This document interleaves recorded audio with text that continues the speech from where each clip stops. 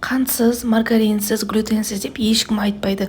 Өте дәмі ерекше, балмұздақ сияқты шығатын, денсаулығыңызға еш зияны жоқ ПП пирогтың рецептімен бөлісемін. Алдымен ыдысқа 100 грамм сүзбе салып, бір жұмыртқа, біраз қасық табиғи бал, біраз қасық қаймақ салып, жақсылап блендермен езіп аламыз да, 6 ас қасық глютенсіз күріш ұнын салып, және разрыхлитель салып, песочный қамыр илейміз да, оны кез келген формаға салып, бортик жасап аламыз. Одан кейін начинкасына бізге 400 грамм қаймақ қажет болады. Бір ас қасық табиғи бал және 2 ас қасық кукурузный крахмал салып, жақсылап араластырып аламыз.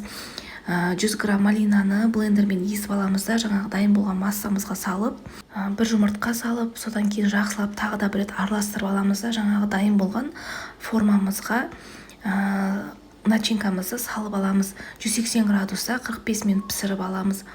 Осылай күшті болып көтеріліп дайын болады. Жақсылап суытып алып кесіп ұсынсаңыздар болады. Ас болсын.